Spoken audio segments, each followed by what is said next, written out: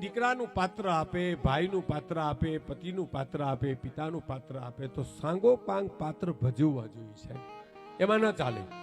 જો કલાકાર એક આવી સ્ટેજ ઉપર આવી અને કલાકાર એનું પાત્ર ભજવે અને જો લોકોને વાહ કરી દે એટલું નહીં. ભાવનગર મહારાજા કૃષ્ણકુમારસિંહજી નાટક જોવા ગયા. મોહન મારવાડી કાઠિયાવાડી કબૂતર બે કવિ કલાકાર હતા મુંબઈના, અને એને જોનારા માણસો મુંબઈમાં હજી જીવે છે. હા, એને કાઠિયાવાડી કબૂતર સ્ત્રી પાત્ર લેતો, અને તમને નવાઈ લાગશે પણ વાત હકીકત છે કે મુંબઈની કરોડપતિને ઘરેથી બાયું સ્ત્રીઓની હાલ શીખવાના ટ્યુશન રાખતી એની પાસે. સ્ત્રીએ કેમ હાલવું, એમ કેમ પગ ઉપાડવો ને કેમ મૂકો, એ કાઠિયાવાડી કબૂતર શીખવાડતો સાહેબ. આવો કલાકાર જબરજસ્ત. અને એ બીજો હતો મોહન મારવાડી, એ પુરુષ પોશાક લેતો. અને અહીંયા ભાવનગર નાટક આવ્યું. નાટક આવ્યા પછી ભાવનગર મહારાજી નાટક જોવા ગયા અને ભરથરીનું પાત્ર લઈને મોહન મારવાડી આવ્યો અને અભિનય જોઈને બાપુ ખુશ થઈ ગયા. એટલે પગનો તોડો હોનાનો હતો ને, એ કીધું કે હું આવું તને ઇનામ આપું છું, તારી કલા ઉપર મને મોજના તોરા છૂટે છે. તો કે નહીં લઉં. તો કેમ કે તમે એક ભાવનગરના રાજા હતા, હું તો 12 લાખ માળવાનો ધણી છું એમ. અને હવે જો હું તમારું દાન લઉં તો વેહ ભજ્યો ન કહેવાય, લજ્યો કહેવાય. વેહનું એટલું માણસને હતું સાહેબ, વેહનું એટલું હતું કે વેહ ભજવવો એવો જોઈએ. હા,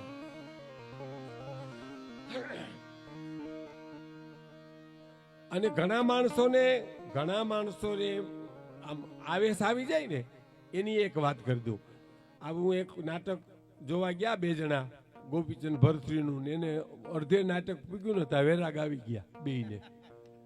ક્યાં તો જગત મિથ્યા છે ને આમાં તો કોઈનું નથી ને આમાં નથી ભાઈ કોઈનું, કોઈનો બાપ નથી.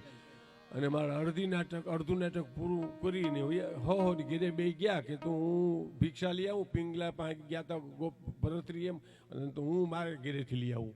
અને મારા અડધી રાતે બાયુને કીધું કે ભિક્ષા દે. મેં આ કે તમને થયું હું? તો કે બોલો માં કાંઈ જવાબ આપોમાં, રજા દઈ દો બસ. અમને વેરાગ ફૂટી નીકળ્યા હતા. ભાવનગરની જ ઘટના હિંગોલદાનભાઈ કહેતા. અને રાતની ટ્રેનમાં બેઠા ગિરનાર આવવા માટે, અને ચિત્તોલ આવ્યું ને હવાર પડ્યું ત્યાં તો ભાઈ બેન પિતા પુત્ર મા દીકરો બધું દુનિયા દેખાણીને ગળગળા થઈ ગયા હો. એક જણે બીજાને કીધું મારો ચકુડો માર્યા વિના હુહે નહીં હો. તો કે મારો મનુડો મારા વિના નહીં હોવે. કે તો હાલો પાછા. ઈ વ્યારુટાણે નીકળ્યા નાટકમાંથી અધૂરું મૂકીને ઈ હવારે પાછા આવ્યા.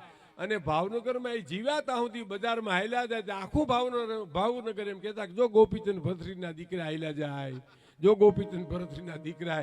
વે ભજ્યો ન કહેવાય, લજ્યો કહેવાય. અને અમારે કમલ કલા કંપની જુનાગઢમાં આવી હતી, અને સમીમ રાણી ઈશાકભાઈ બેના મેઇન પાત્રો હતા. ઈશાકભાઈ માલિક હતા એના, અને સમીમબેન સ્ત્રી પાત્ર લેતા. પણ અદ્ભુત. એમાં એક મમનભાઈ મીર હતા, એ કોમેડી હતા. અને અમારે રાણાભાઈ ગઢવી ત્યાં પીએસઆઈ, એટલે અમે કાળવા ચોકમાં અમે 2-4 ગઢવીના દીકરાઓ અમે રાણાભાઈને કહીએ અમારે જવું નાટક જોવા. એ પીએસઆઈ એટલે અમને આગળ બેહાડી દઈએ અને અમે નાટક જોવા જઈએ.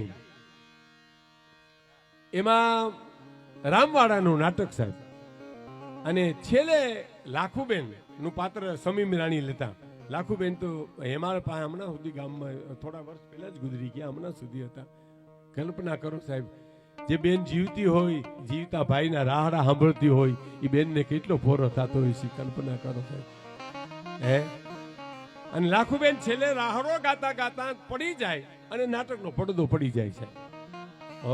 પણ એ ગાતા નાટકનો, એ રામવાળનો નાટકનો એને પ્રથમ ભાગી પોતાની વાવડી,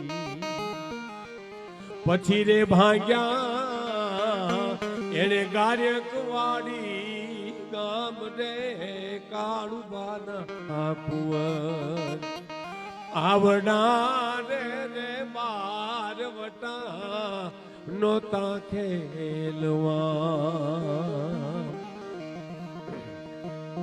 અરે પછી રે ભાગ્યા એને ગાયકવાડી ગામ રે કાળુબાના કુંવર આવડા રે બારવટા નોતા ખેલવા.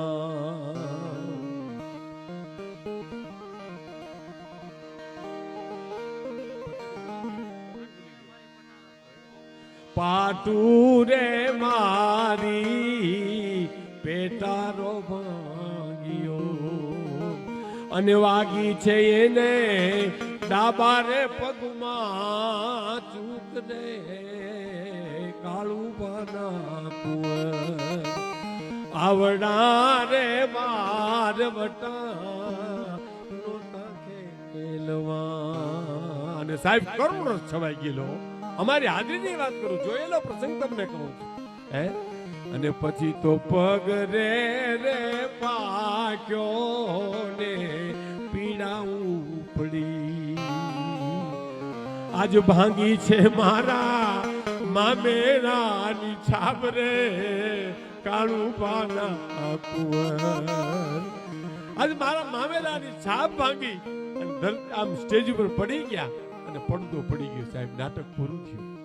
અમે બધા જઈ અને ઈશાકભાઈને મળ્યા, એના પતિને. અમારે સમીમ બેનને મળવું છે. તો કે હમણાં નહીં મળે.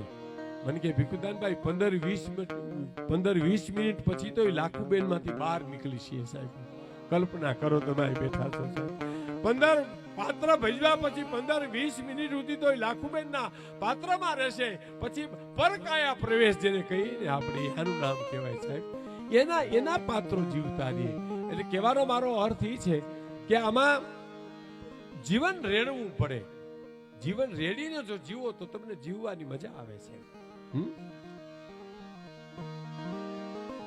છેલ્લી કડીને છેલ્લો એક પ્રસંગ કહીને મારી વાત પૂરી કરું, કારણ કે બધા હવે બધા સમય હું બોલ્યા કરું તો તમે સાંભળ્યા કરો, કોઈ ગાયા કરે તો તમે સાંભળ્યા કરો. પણ થોડી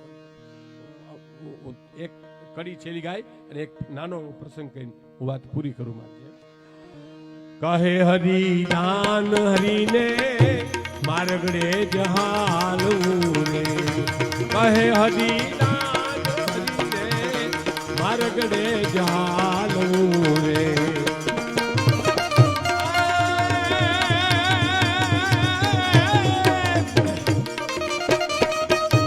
હરીને હૃદયમાં રાખી હરિ રૂપ થાવું. હરિના ભજનને માટે માળે ન જાવું.